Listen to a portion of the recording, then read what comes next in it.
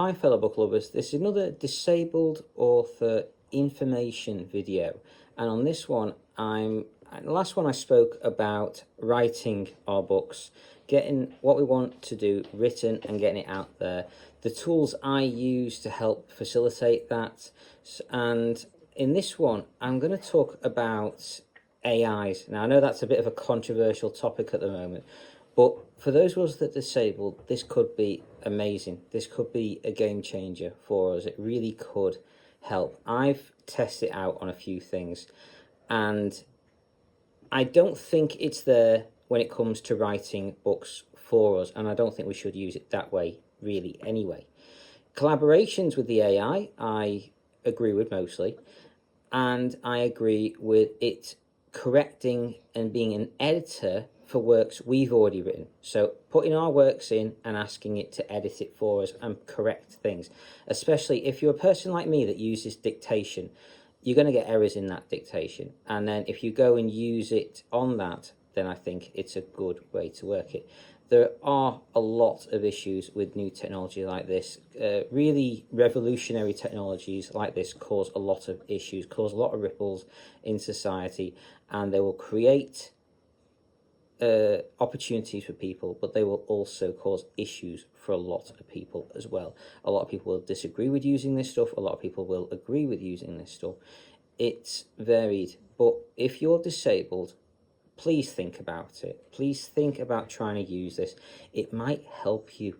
It might make a difference in your writing. If there's something that stopped you or made things difficult for you, it really might help. For me, my biggest bottleneck when it comes to my writing is the editing process, is cleaning up the dictation I've done and getting everything formatted to a level where it's good enough for someone to read. That's been my biggest bottleneck. Not necessarily going through and writing the story, not necessarily going through and doing draft after draft, but when I've done those drafts, when I've done that story, when I'm then going to correct it and get it sorted. Now, so far up to now, I've paid editors, and that has cost me a lot of money. Honestly, I can't afford to keep paying out, especially not if we're talking about short stories and things like that. For my full novels, I still want them to be edited by a human being. I still want a human being to go through and do that last editing process so I can get the feedback from that human being and tell me whether or not the book's good. So I still do want to do that. I'm not saying cut that out of the process. I'm saying make your process better. I'm saying increase your speed. I'm saying make life easier on yourself and try these new tools out. If you don't like them and they're not helping you, don't use them. But if they do help support you, if they allow you to do what you love, your writing, then give them a go. Try it out. Keep on trying it out, testing it out in different ways. Do experiments to see if it works better saying other things. I've tried out multiple experiments with different things, and I'm in the process of doing many more experiments at the moment with it. And some of it works, some of it doesn't work. It's a learning process for everyone. But these tools could be fantastic, especially for those of us that are disabled. Even if you're not disabled, though, they could streamline your process. They could make things quicker. They could turn you into a full-on writing machine. You could be getting books out, weekly, monthly.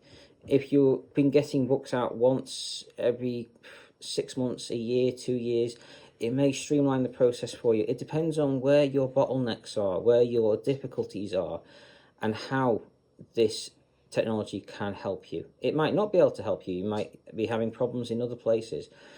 But I do hope you can find a method. I do hope you will explore any new technology, any new thing out there to make your writing, to make your passion, what you want to do, that bit easier for you. So the different ones I personally use and have heard of. So personally, I use Mag AI. That's the one I use the most.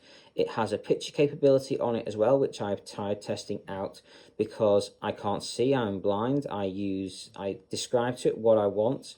I then send those pictures to people I know and they tell me what they think of it. And if it's good, I keep it. If it's bad, I don't. But most of what I use on Mag AI is the written side of it. So I copy and paste my works in and I ask it to edit it for me. And it does. And it will probably cut down how much you actually get back from it. So if you copy and paste in, say, 500 words, you're probably going to get somewhere around 400 or 300 words back. It does lower. I did a 60,000 word story and I got back 41,000 words, so that's how much it cut out. And it's just over, I think it was 41,090 words I think I got back in the end from that one. So it did chop out quite a lot, but it does it. And AI editing is pretty good. There's still a lot of work I'm going to have to do. I'm going to have to write more back in that it's removed that I didn't want it to, and there's still a lot of work to do. But I do honestly believe that this thing could scrape off months, possibly even years of work, because extra work I have to do because of my disabilities, the way I write, the way I have to write, so I can do what I want to do. Anyway, other AI systems, there is of course ChatGPT, that is what else?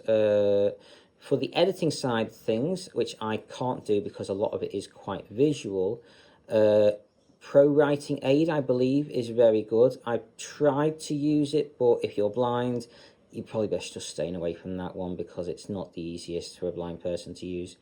I struggled. If you have any tips on it, please do let me know. I'm always interested in trying new things out, so please do let me know and tell me if you've had any success with it, especially if you're blind. What else is that? There are a lot of other ones out there, and check them out, try them out for yourself, see. There was another one I did quite like, but they didn't let it, it wouldn't work at the time when I was trying it on phones and tablets. It only worked on desktop and laptop based web browsers, and it was called, now what was it called now? Oh, I can't remember the name of it. That's going to wind me up all night now. Oh, I can't remember. Sorry, I do apologise. I can't remember the name of it. If you go on to Joanna Penn's podcast, she has done several podcasts talking about AI stuff. Her podcast is called the Creative Pen Podcast. If you ask your Echo to say it, then to play her podcast, then it will. I would check out on her website, the Creative Pen Podcast, creativepen.com, and see which one of the specific episodes it was, because I can't remember off the top of my head, but she's done quite a few episodes on AI, and I would highly recommend listening to them. They are brilliant, and she's probably one of the best ones to listen to on podcasts for AI in general. Anyway, that's about it for this particular video. I do hope you find something that helps and supports you in your writing, and I hope you've enjoyed. Take care and carry on reading, fellow book lovers.